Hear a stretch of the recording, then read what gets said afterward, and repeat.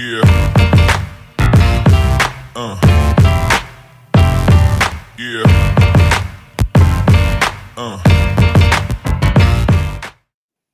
What is up? Welcome back. It is the Dynasty Gambit. It is week 1. Yes, football is finally here. It is good to be back on the Going for Two YouTube channel. Huge thank you to Kyle Sinra for keeping the Gambit going all offseason for us. I am your host. You can always find me at FantasyJ77 over there on Twitter, X, whatever you want to call it. I'm joined by always my faithful co-host, Brian, at VandyGrad92. Brian, how was your offseason? I know you were on the Gambit a lot this offseason, but overall, how was your offseason? It was great. My start tonight with that music, only thing I needed was nothing against you personally, Jay, just a little bit less of you and a little bit more of the intro. But that's fair. That is very, very fair. It's been a good summer. I had an opportunity to play in Polly's playoff and do the draft with them for Alzheimer's, and dealing with Mom who's got Alzheimer's here at the house, and doing a lot of other fantasy leagues, as well as 2 weeks ago we went to a lake house in Georgia. I'm not a swimmer, but the rest of them were, so they went out on sea-doos and everything else fun, and 6 of us were there, and we had a big time. Hell yeah. Hell yeah. What's going on, Jamie? I see you there in the chat. Appreciate you dropping in on the Gambit yet again. And we have a new co-host with us there, Brian. Let's give a big Gambit welcome to Mr. Steven at Target Shares over there on Twitter. Let me be the first to welcome you to the Gambit. Number one, happy to have you. How was your offseason? Yeah, thank you, guys. Happy to be here. Offseason was great. I think I'm finally over my Eagles losing to the Chiefs in the Super Bowl. Took a while to get over that, but a lot of best ball drafts this summer. Just kind of finishing those up right now. I think a lot of people are in the same boat, so great offseason. Absolutely, absolutely. Tonight's game, we have the Lions at Kansas City. Tuesday, the line was at 6.5. I believe that line has absolutely plummeted with the news of Travis Kelce. Brian, go ahead and tell us who is on the injury report tonight. Well, as some people probably already know, and it's very important that if you don't know, you do know now, Travis Kelce's out. The other injury, and it actually became a non-injury, is Kadarius Toney all summer long. He got hurt in the first practice, if memory serves me, and they questioned whether he'd be available. He was taken off the injury report as of yesterday, so he's good to go. And then don't forget about Jameson Williams. In our league of record that we drafted at the Lake House, I went ahead. We're allowed to keep one keeper per year, 2 rounds ahead of where you drafted him. I drafted him with my very last pick in the 15th round. So if I choose to keep him all year, which I probably will, I can keep him next year at 13th round value. So just keep in mind, he's suspended now for 6 weeks. Right on, right on. Let's get into our news and notes. There's a reasonable correlation between teams that use a lot of RPO. And wait. Am I at the right line here? I can't even see the sheet now. What do we have here, Brian, with the news and notes? What did you have on here? So that was mine, actually. Go ahead. Mostly big trends for the Chiefs as a team, all from last season. And I think some of these are really interesting, especially with Kelce being out. So the Chiefs, use a lot of RPO, and usually when teams do that, their top 2 pass catchers have a big share of the offense. Think of the Dolphins. So it's sort of interesting with the Chiefs. They've been an outlier where Kelce obviously gets a huge share of the offense, but then no one else really does. And I'm curious what that looks like for the Chiefs this season.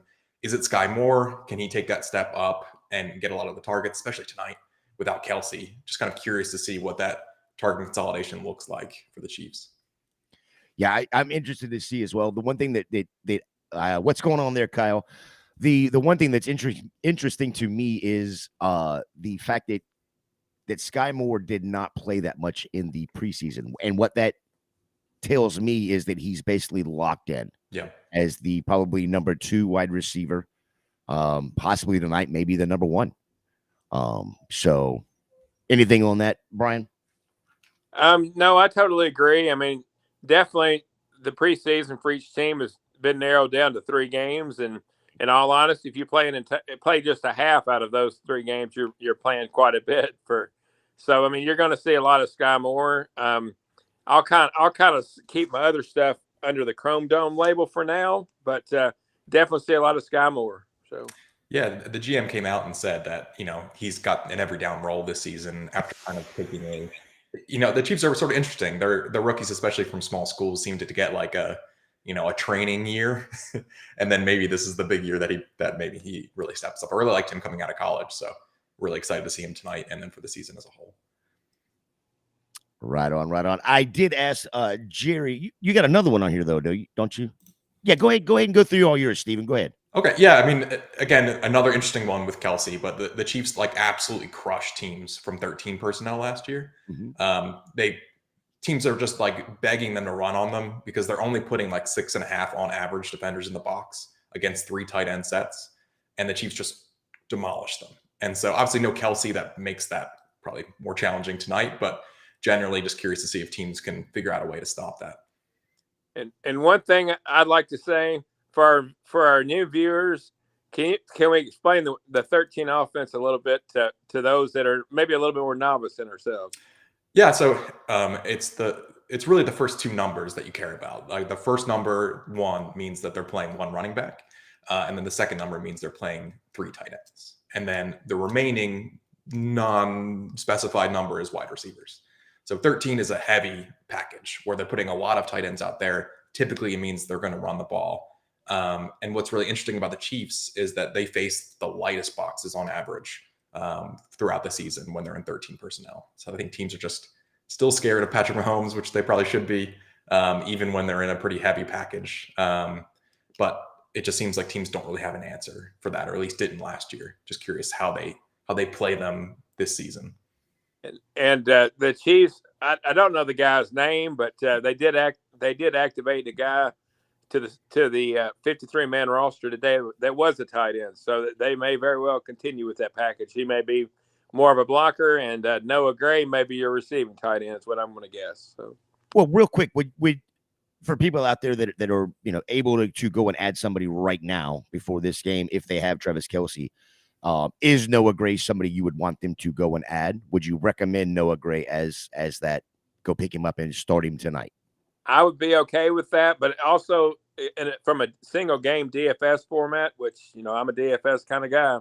I'd have to look at Noah Gray's price tag, but he could be somebody that you could fit in your DFS lineups, whether that be DraftKings or FanDuel. So, I think personally, I would prefer someone like Juwan Johnson or maybe Gerald Everett, some guys that maybe are still out there depending on your league format, or you can get on the cheap. But yeah, I think that could be an option too. I mean, I just, it's kind of uncertain for me on the Noah Gray. I hope that he does well, but tough to, week 1, put him out there. Yeah. Matt Bushman is the tight end that Kansas City just activated. And I don't know if you've been on with Kyle, but Kyle is one of the best researchers in the business there, Steven. So if you have a question and don't know the answer, Kyle will find it for you within a matter of minutes. Nice. But he does have a question for us here. He has Richie. He's got both Richie James and Rashid Rice. Which one would you guys play? Let's start with you, Steven. So the Chiefs GM, again, in which you're taking it with a grain of salt, has come out and said that Rashid Rice is going to have the Sky Moore treatment pretty much in year 1. So it just doesn't seem like he's going to be out there that much. I guess I would pick Richie James, but I would ideally pick neither. I think if I could pick someone else, I think that would be my advice. Brian? What about you, Brian? I can see the neither angle as well, but given those 2 choices, I'm just going to go with Rashid Rice. Rashid Rice, yeah. I think I am with you there as well. If those are the 2 choices, it is Rashid Rice. All right, Steven, go right ahead. You got one more, I think, on here. Yeah, the only other one, just from like looking at last season as a whole, is that Jared Goff is really, really good at passes in the middle of the field, and the Chiefs defense is really bad at defending that area of the field. So I think that's also goes to maybe the Chrome Dome segment, but I really like Amon-Ra, and I really like Gibbs as a receiver in this game too. So I like any Chiefs or any Lions pass catcher that's trying to get anything over the middle. I think it's a big strength for Goff and a big weakness for the Chiefs. All right, Brian, let's lead this one to you. Full PPR 14-team league, tight end. He's got Kmet or Schultz for an every week starter. Oh gosh, every week. I'm going to go with Dalton Schultz. With a rookie quarterback, I see him being kind of a big part of the offense. And in PPR, he's probably going to get several of those dink and dunks. And I see him more as a touchdown opportunity as well. And, I'm not completely sold, even though he's being listed as a top 5, top 10 type quarterback. Justin Fields is going to have to show me before I'm on board. Yep. Agreed. Stephen, anything to add to that? Yeah, I would agree there. I think I'd pick Schultz, just a little bit of a safer option. I don't know if I'm completely sold on the third, maybe fourth pass catching option on a Justin Fields offense. Tough to trust on a weekly basis, I would think. Yeah, I think Schultz is the pick there. Look what he did at Dallas 2 years ago. We didn't think he was going to be much. Boom, shows up as a top 8 tight end with Dak and CeeDee Lamb. He's used to having competition. He's definitely, I believe Kyle is correct right here. Schultz is going to see more targets for sure than Kmet will. And I believe he will come down with a lot more of them also. I do have this question for you, Facebook user, is why would you declare an every week starter in week 1, especially in this volatile tight end position? Yeah, that's a huge question for me. Anything else with you, Stephen, on that with your news and notes? Yeah, I mean, if you can, nothing on the news or notes, but if you can stream tight end against offense, especially if those are your options too, you could be in the tight end streaming landscape where you're just looking at over-unders for the week, trying to catch the tight end that gets a touchdown for the week. Yeah, and a lot of that tight end streaming, you've got Logan Thomas out there. Yeah, he's got a great matchup this week. I believe it's not this week. It's Arizona this week, right? So he's got a great matchup this week. Great streaming option. Probably would also be better than having Kmet. And the matchup against who are they? The Green Bay. I think Green Bay's defense is way better than Arizona's right now anyway. So should be a low scoring game too. If Christian Watson maybe is out, question marks on Jordan Love until we see it. Yep. Yeah, exactly. You had what's the other wide receiver? Dobbs. Yeah. Dobbs just came back with a hamstring. Yep. 2 days in a row now. You have seen Watson not practice because of a hamstring. Go ahead, Brian. I'm sorry. You're okay. Let me interject just a second. Was this the 14-team league that we were talking about here? Yeah, it was a 14-team tight end. Kmet Schultz every week. Yeah. Okay. So the reason for the question, I'm going to guess, is that he doesn't really want to carry 2 tight ends. We got more to it. But he's afraid that he may lose one of them if he puts one on waivers. And he's asking. Right now, Logan Thomas and Schultz are on the waiver wire. So he has Kmet, or he or she has Kmet, and then is looking, hey, should I pick up Thomas or Schultz? Well, I would not pick up Thomas personally. I mean, I'm okay with Kmet. Now, if you want to go get Dalton Schultz and take the chance of losing Kmet on waivers, I'm okay with that. Mm-hmm. Yeah, I would agree there. That's what I would do too. Yeah, I was just looking at who is Houston playing next week. They got Indy. They're at home with Indy. And then Chicago is at Tampa next week. So I would rather have Schultz and then Washington. Just a real quick on Logan Thomas. I know you don't care for Logan Thomas, but they are at Denver next week. So I think when you look at those, at least for the first 2 weeks, I think the answer is ultimately Schultz across the board. Yeah, I mean, I'm okay with Logan Thomas. I just feel he's a slightly lower tier. I mean, I think, I like Schultz. And I think if you can, I know that the user said that the tight ends are pretty scarce. Mm-hmm. I like pairing Schultz with someone who has a little bit more upside that's also cheap. Mm-hmm. Like if you can get a Luke Musgrave, if you can get a Jake Ferguson, if those guys are on your waivers, I like pairing the stability of Schultz with someone who could break out. Yes, I love that idea. Yeah, he does say that the tight ends are scarce in that big league, and they probably are because there's not many of them, and any one of them can be a tight end one on any given week. So, Kyle here says he would try to drop a player other than Kmet and then play the matchups with Schultz and Kmet the whole season. I do not mind that idea either, depending on what the league settings are as far as your roster or your starters. You could possibly drop a back end running back that you maybe don't need right now, and go that right. Absolutely. No problem there, Facebook user. You are more than welcome. And it's tough for us to know who you got available in a vacuum. So just Yeah. keep in mind. So. Oh, yeah, absolutely. Absolutely. All right. So moving over to the newest addition to the show, I got a hold of our very own, going for two, very own Jerry Wilkie, host of Cover Zero IDP show. And we are now going to add in a Cover Zero IDP player of the night. What I told Jerry was I need one IDP player from the Thursday night game that is a must start if you play IDP, even if it's in a smaller IDP. And tonight's player is Aiden Hutchinson from the Lions. The Lions, in order for the Lions to beat the Chiefs, they have to do one of two things. That's get to Mahomes or score more. Of course, right? Aiden Hutchinson was drafted second overall 2 years ago.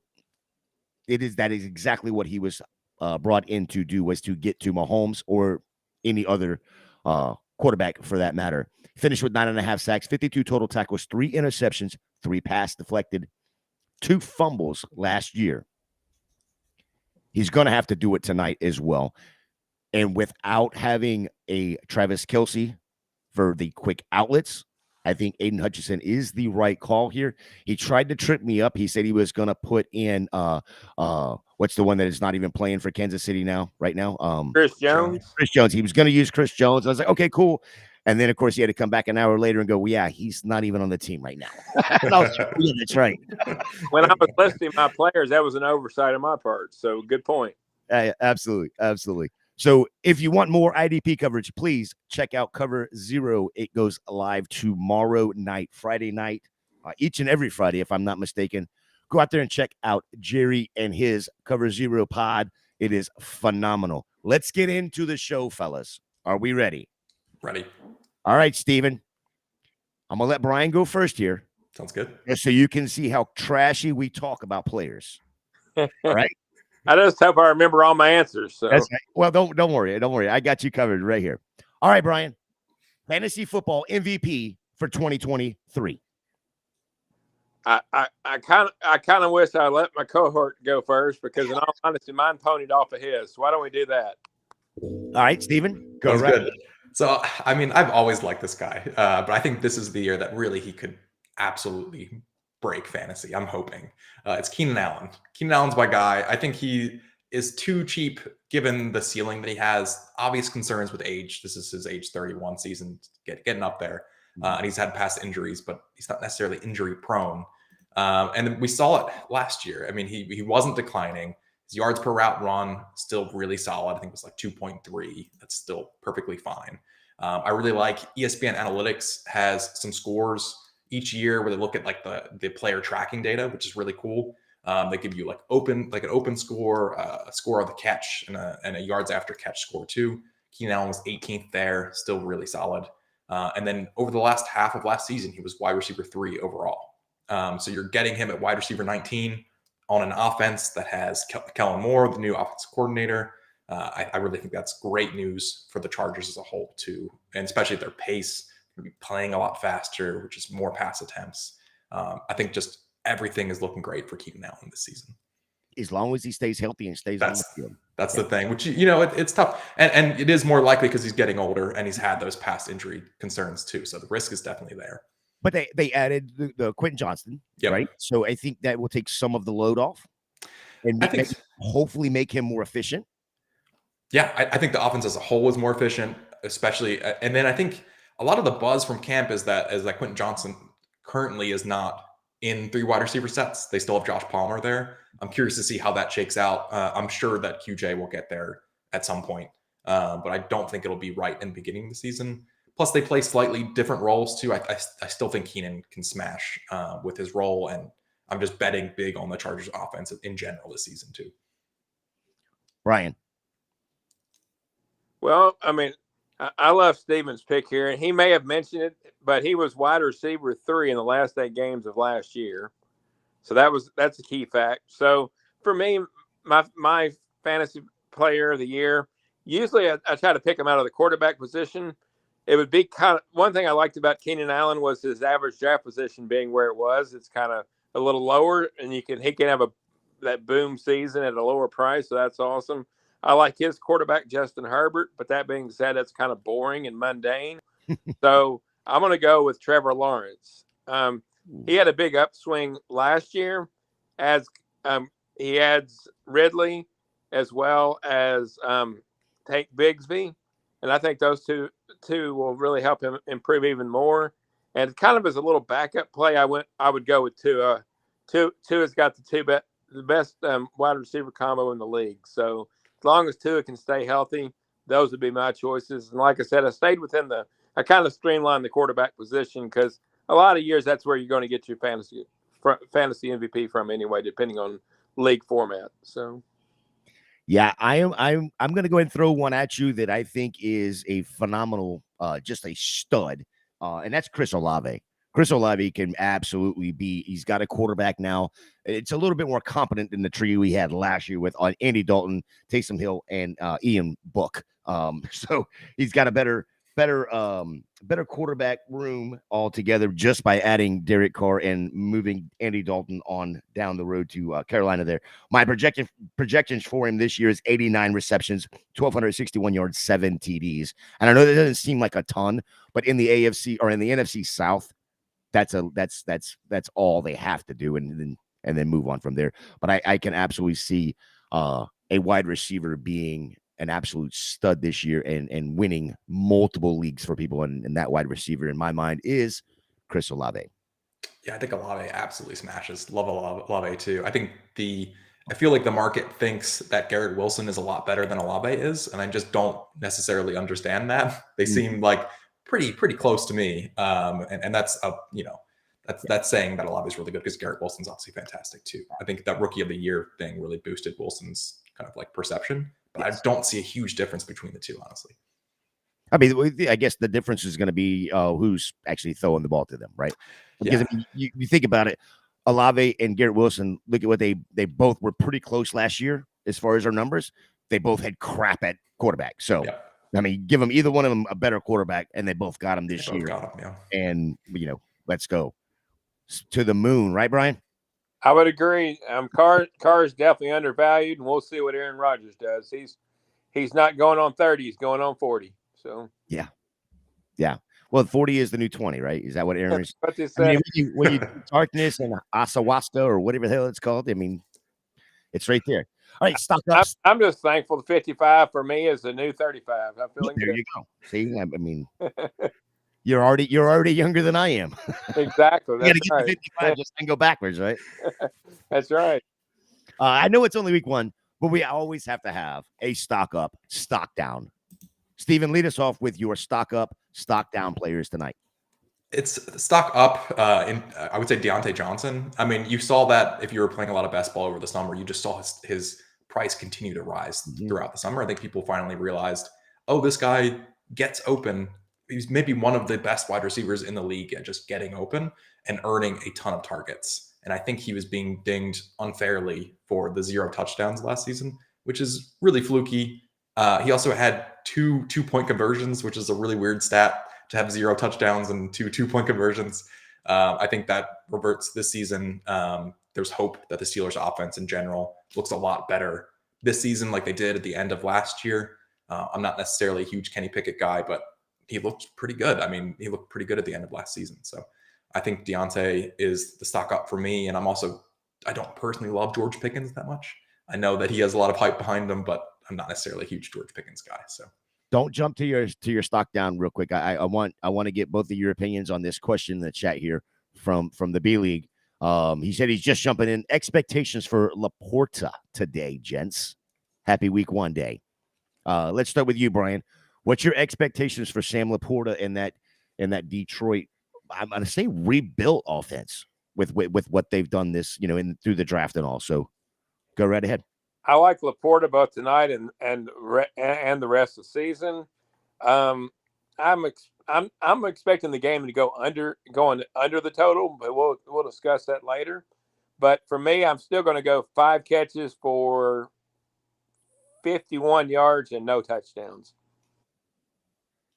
That would be pretty fantastic if he hit that too, because I think the receiving line that I saw was 28 or 29 yards. I think they pushed it down a little bit so that he would obviously be smashing the over there. Yeah, like I said before, I think Jared Goff was 4th in EPA and passes over the middle of the field, and the Chiefs were 2nd last season. So again, another player that could maybe eat over the field. It's tough with rookie tight ends, but I really liked Laporta. I liked his prospect score coming out. It was, I think, pretty good. So yeah, I like Laporta. Really excited to see what he can do tonight, but also for the rest of the year. Yeah, I want to look at it right now. I know Dan's already probably looked at it, but I just want to see what DK has for rush or for receiving, and see what you think on that line. Receiving yards. Let's see what Laporta's at here. Sam Laporta is at 28.5. Smash the over. Oh, there you go, Dano. Get you some Sam Laporta over, Dan. Or as he likes to say, get some higher. Without Jameson Williams, and Amon-Ra's got to have a backup other than Jahmyr Gibbs. I'm okay with Laporta here. Yeah, I love Laporta. I love it. Brian, you want to go your stock up right quick, and then we'll come back to Steven for his stock down. It was the Dallas Cowboys running back, right? Yes, it is. That's what I thought. I'm a huge Tony Pollard fan. I actually had him in my one keeper spot this year in that Homeboys League, and last year on 191 carries, he was the running back 8 overall in PPR leagues.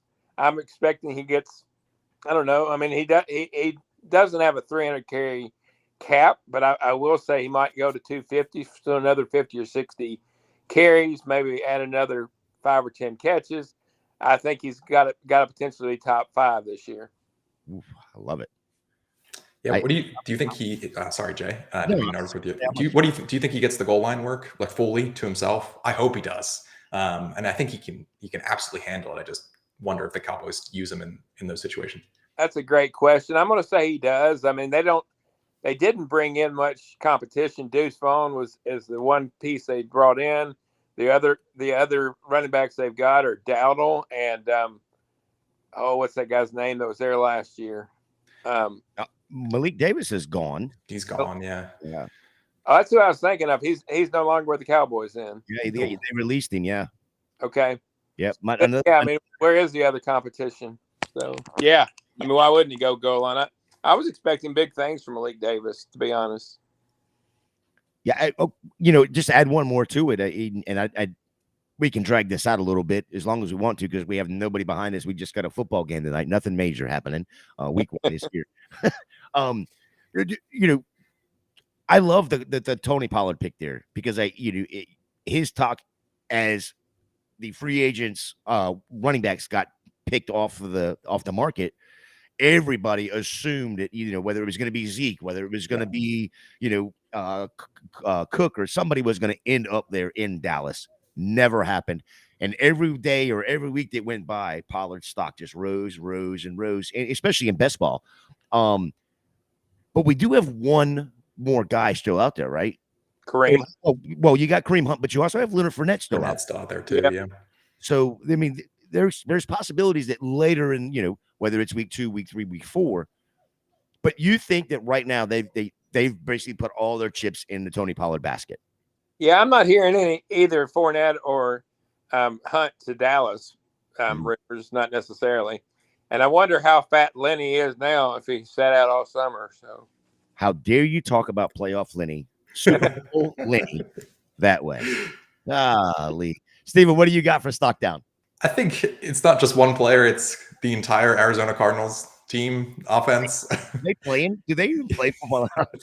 I just feel bad. Marquise Brown picked up, I think, a hamstring injury, so I think he's questionable. I haven't heard if he's likely. I don't think he practiced today, if I remember calling that correctly. So, I wouldn't practice if I was on that team either. Yeah, so pretty tough. I mean, it seems like they are signaling that Kyler will play at some point this season. I'm curious to see if that happens. I mean, they named him a team captain. Head coach is coming out saying that he's going to play. Depends when he's ready. Depends what their record looks like when he's ready. They might just want to keep him healthy so they can trade him and then take Caleb Williams, the first overall pick next season, and then Marvin Harrison Jr. with the 2nd overall pick. Just try again. But yeah, anyone on the Cardinals currently, just stock down. I know this is probably going to be, y'all shun me for this take, but I hope they screw up. Arizona screws up and actually wins a few too many games. Whether that's 5 games, 4 games, whatever that number is. I hope they just win one more game than somebody else. And they're sitting there with the number 2 maybe or number 3 pick overall. And they're like, wow, we are the Chicago Bears. Yep. Brian, what's your stock down? Well, I'm waiting for everybody with lemons and oranges to toss them at me. It's for redraft owners that selected Travis Kelce, Cooper Kupp, and Jonathan Taylor. Sorry about your luck. Hope you're in my league. We drafted 2 weeks ago, and all of them went the first 2 rounds, with 2 of them going in the first 8 picks. So, yeah, the managers in Dynasty that have 2 or even all 3 of those guys right now. And I say Dynasty because you've traded for them. You're not getting those guys, drafting them, unless you're doing a bunch of trading to get to those guys. But anyway, yeah, you have 2 or even all 3 of those guys, and you were sitting there just trying to hide yourself under the pillow, finding rocks to put yourself under and go, no, I didn't hear that. It's not true. It can't be true. Well, if you have Kupp and Kelce, then you're clearly in massive win now mode in Dynasty too. So that is pretty rough if they're both not playing. 100%. And not to have and then to sit there, you see one report, you're like, damn. You get the Kupp news, 3 days ago, 4 days ago. Right. And then all of a sudden it's like bang, here comes the dominoes. Doom, right down the road, and there goes Kelce. Of course, the JT stuff, all that mess. And I had a backup plan, and I have to pick on your Florida Gator quarterback, Anthony Richardson, dropping the ADP of Mr. Michael Pittman. He was wide receiver 17 just 2 years ago. Now he's getting drafted as wide receiver 31 or something like that. Basically a little more than a wide receiver 3. So yeah, just like the Cardinals' entire offense, until Jonathan Taylor either comes back or gets traded, the whole Colt offense is something to stay away from as well. Unlike Bill Belichick, Anthony Richardson truly, unlike Bill Belichick, Anthony Richardson truly does care about your fantasy football teams. And the reason he dropped the ADP for Michael Pittman Jr. was so that you, as a fantasy manager, could get Anthony Richardson and Michael Pittman Jr. and stack them on your teams. He's not a dummy. This kid is smart. From a dynasty perspective, I'm okay with that. From redraft. Well, but okay, Stu, listen, as a redraft, I don't do a ton of redraft. I do a few, but in redraft, I'm not going after a rookie quarterback anyway. They just don't make no sense. I'm fine with him on his own. I don't think you would have any reason to need to stack him with Pittman. I think the bet you're making with Richardson and redraft is he just runs a ton, and he has a Justin Fields-esque season from last year, just massive rushing efficiency, just hoping. Yeah, and that's honestly probably the reason that Michael Pittman's value has fallen. It's not that, yes, we all talk about how we don't see the passing, consistent with Richardson, but it's the rushing upside that he has that causes, everybody else's to drop. If you had, Lamar a few years ago, same thing was happening, right? With receivers there. So that's because both of their arms suck. Just because he's that good, Brian. That's what it is. It's because he's that good. What did I see? He completed less than 50% of his passes in the preseason, I think. Well, I mean, that's on par. He completed less than 50% of his passes in college too. So, I mean, listen, consistency, Brian, consistency. He completed more than 50% of his passes to the Vanderbilt secondary. Where's that mute button? Week 1, we are on fire, Brian. What are you doing to me? I know. Mercy. I should have stayed away from that Tennessee whiskey, I think. Oh no. Don't do that. Oh, Lord have mercy. Brian, what do you got for tonight? One player from each team. Let's go one player from the Chiefs that you want to keep an eye on tonight. Well, I'm going with 2, and I'm going to go with the secondary receiving core. Kadarius Toney, since he's no longer on the injury report, and then Noah Gray, because I've seen Steven's pick and I've kind of ponied off of that. I wanted to be contrarian, so those are my two players for the Chiefs. What are you expecting Tony to do tonight? Are you expecting him to play more than what? I'm going to say more than 50% of the snaps. Okay. That's about where I was putting. I was trying to think of the number. Is it 50? Is it 55? That'd be great for him. I would love, that'd be fantastic if he would actually be out there. It just feels like he is someone that they've just kind of put in certain package situations and, his snap rate.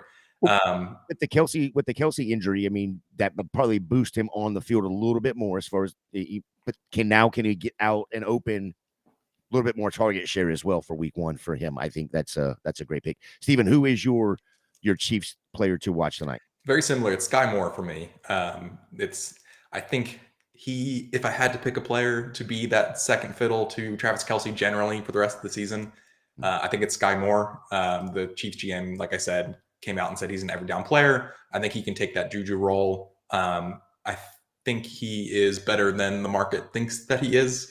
And I'm excited to see him, especially tonight, without Kelce.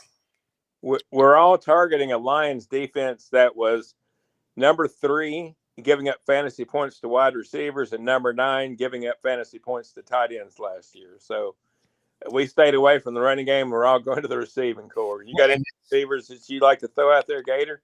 Well, that's I was going to say that's why they brought in Charlie Gardner Johnson too.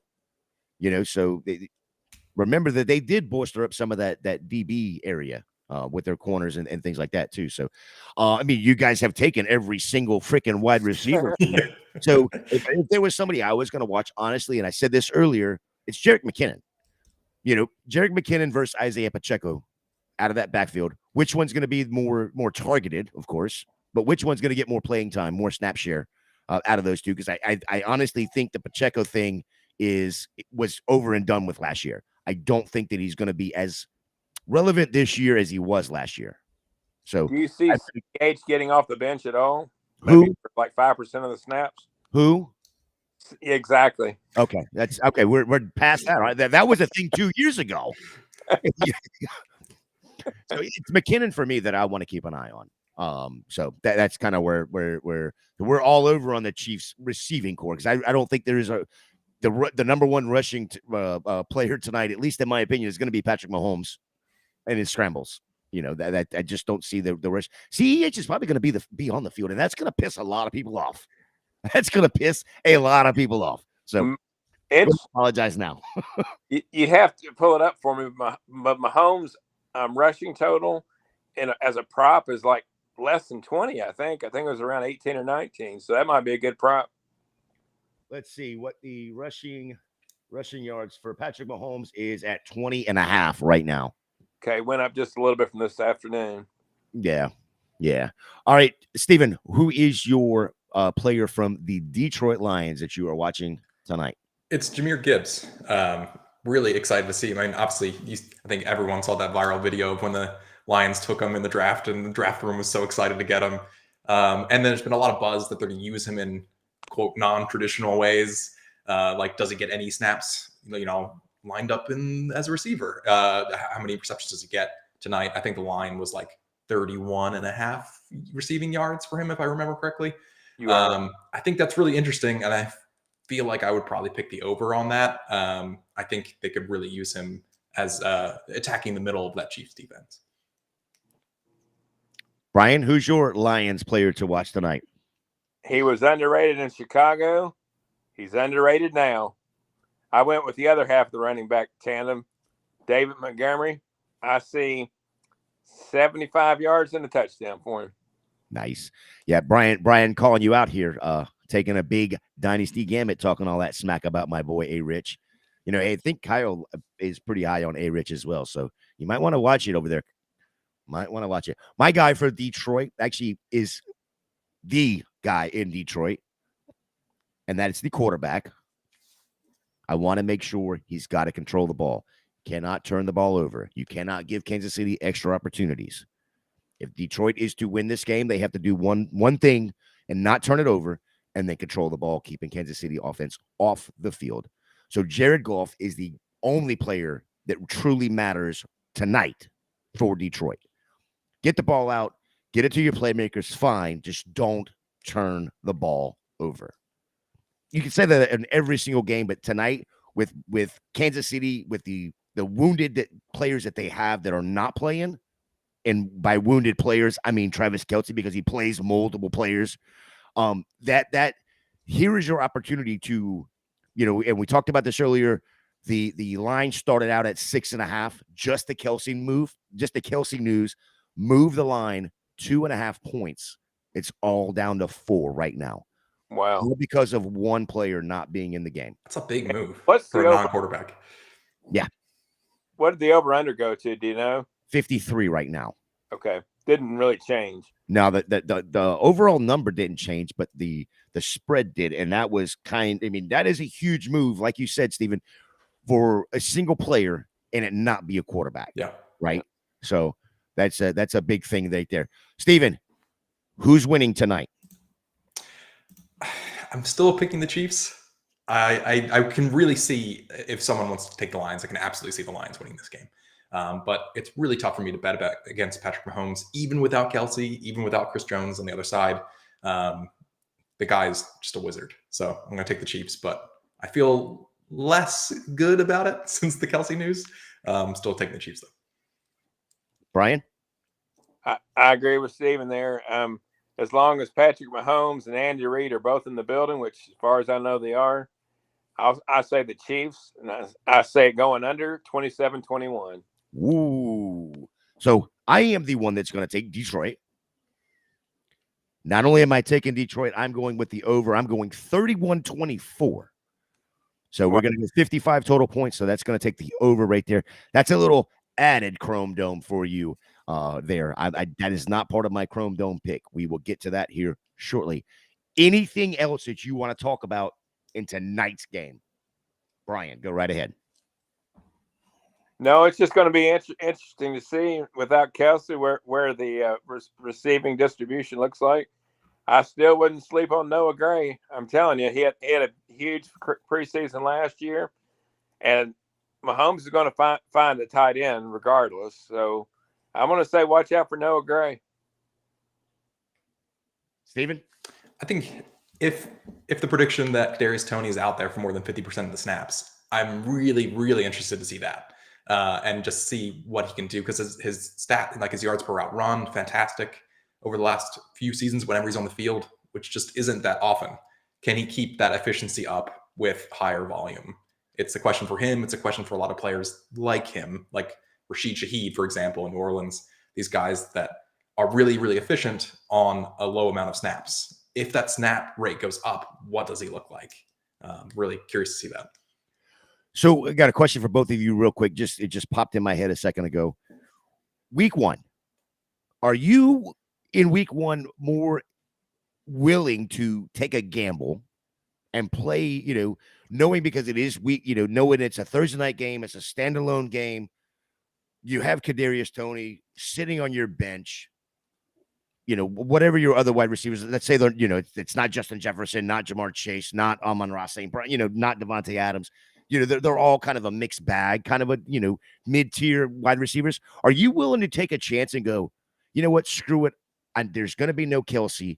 I'm going to go ahead and plug him in, take that chance because it is week 1, and I know I can possibly make it back up over the next 10, 11 weeks. Brian. Yeah, I mean, one thing to keep in mind that a lot of my leagues, and I think a lot of our leagues in general, are on sleeper, and they have a ton of flexes. I'm starting them in a couple of places at the flex. I'm okay with that. Well, you need to take him out of your flex spot because today is Thursday. Get the hell out of there. PSA for everybody. Clear all of your Kansas City players, all of your Detroit players out of your flex positions. Put them in the starting positions. Use your flex positions for Sundays because we still have another 2 days before you get more injury reports. We don't know what that's going to be. And if you have them locked in, you might get screwed. And how is that for a lead up?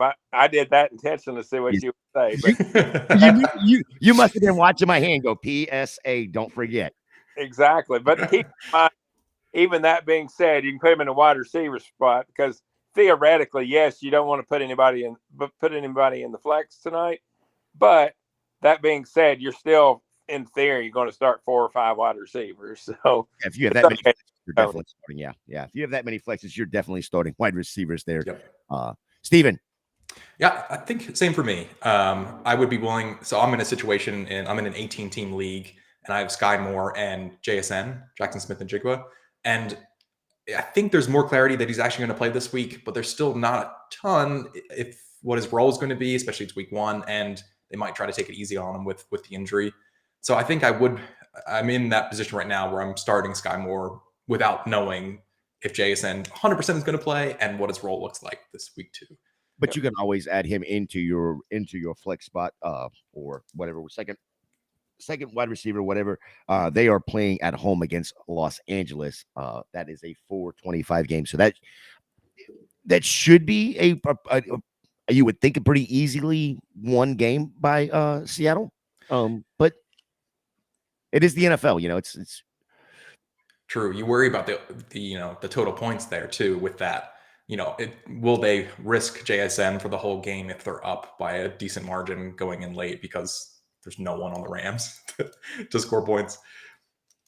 Yeah, Mags. Kyle says Mags and him are starting A-Rich in the pros with Joe's league. So, yes, absolutely. I mean, listen, the Jacksonville defense is a pretty formidable squad in themselves, but Anthony Richardson is a large man. He can do some damage just on his own. Jamie said, dang, it took him over an hour to set lineups and get his taxi squad sets. But Jamie, you have about 20 leagues, right? So I think it's about 20, 25 leagues or something like that Jamie said. All right, this is what the people come for right here. They come to get Brian Chrome Dome parlay of the night. But Brian, I'm not going to let you go first. I'm going to go first. That way you can win the whole damn thing tonight. I just can't remember our young lady that started this anyway. I know. I was thinking about that yesterday. Like, what was her name? And it starts with an M, and I just can't. That's what I remember. It starts with an M. That started this whole thing. She was freaking awesome. I just wish. I hope she's watching tonight. And if she does, maybe she'll shoot us a message on Yahoo. So. Yeah, please. On Yahoo? Did you say on Yahoo? I'm just teasing. Whatever platform you got available. MySpace. You want to go back to MySpace, Brian? Exactly. She would definitely be in your top 5. I know.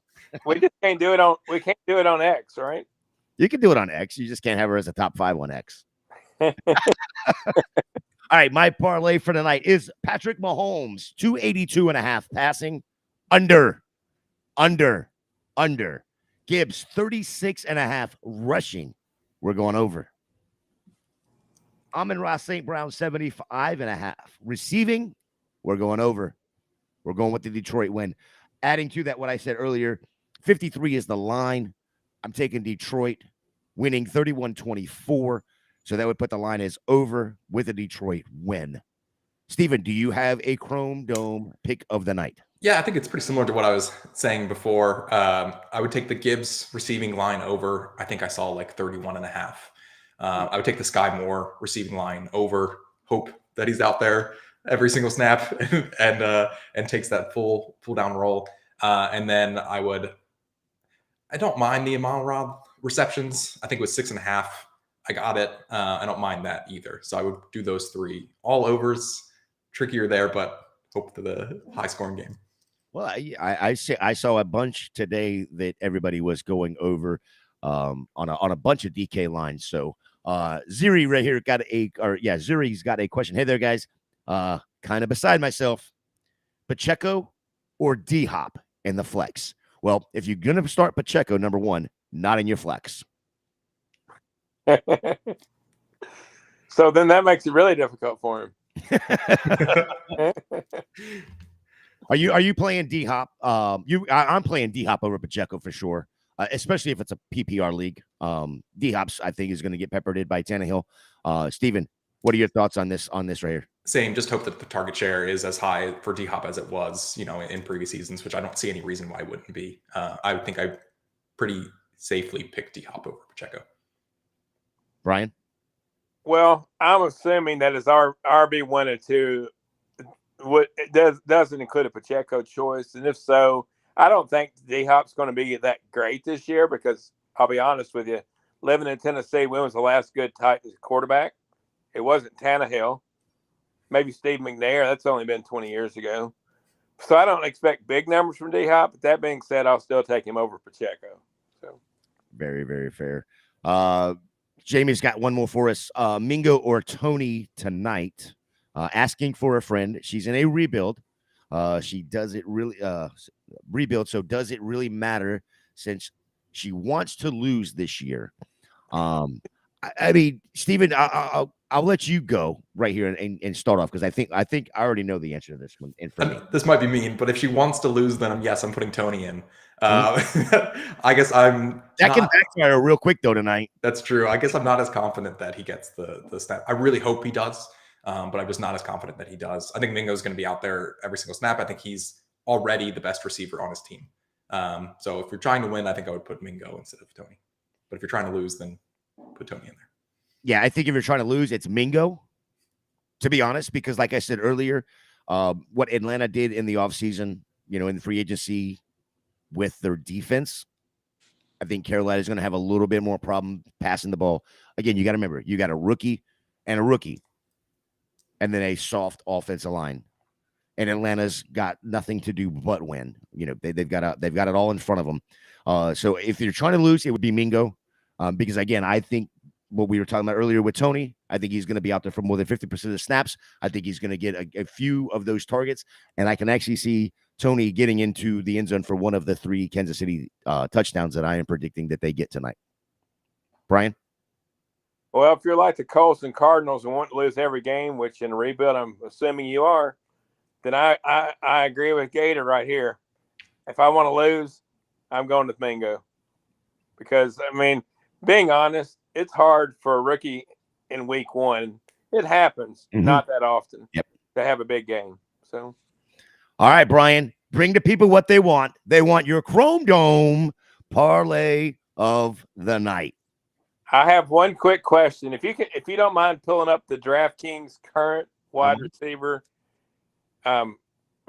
reception yardage, can you do that for me on the Chiefs side? Page now? What do you want? You want? I want Tony, and I want Noah Gray.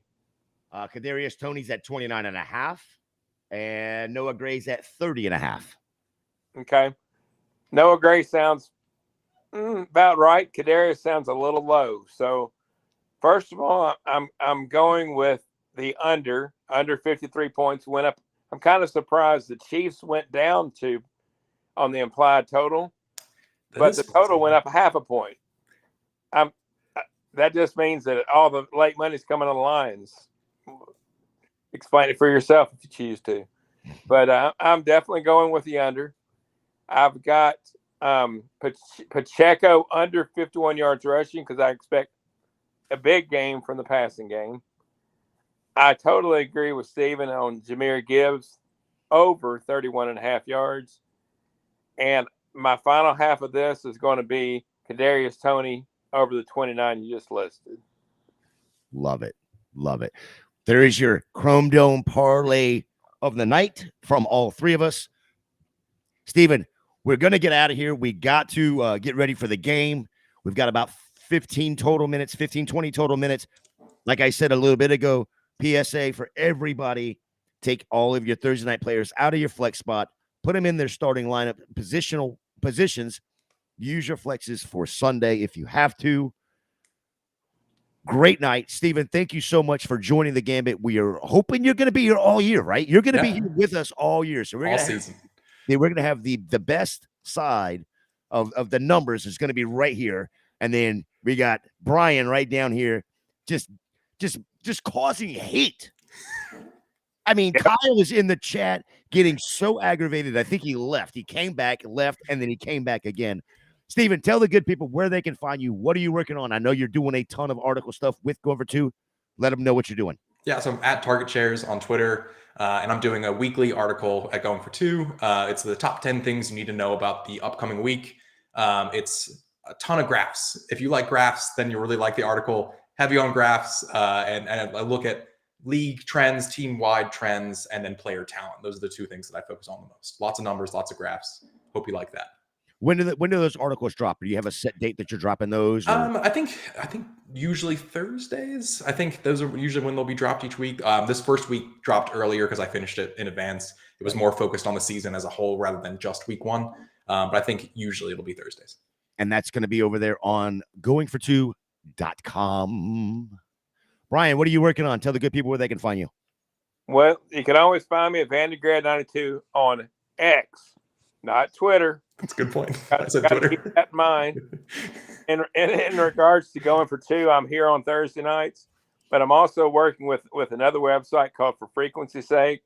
I'm going to have a Friday night DFS show with a new co-host, so we're looking forward to that. I'm also doing their Sunday pregame for an hour and a half, and then not doing a lot of writing this year like I did 2 years ago. Memory served me. I wrote like 3,400 words per week. Got a little burned out on writing, so I'm doing more podcasting with just a little bit of writing for Frequency's Sake on the DFS side. So awesome, fellas! Thank you again for joining us for week one. We will see you next Thursday.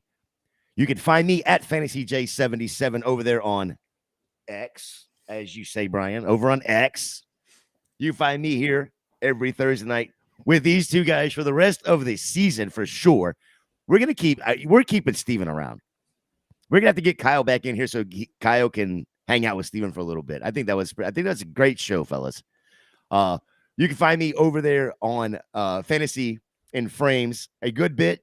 I do a lot of stuff with them. So, man, find me on Twitter. Hit me up. Follow me. Follow these two guys, VandyGrad92, Target Shares over there on Twitter. For Steven, for Brian, great show. Go Lions. Week one, baby. Football is back. We're out. One last thing.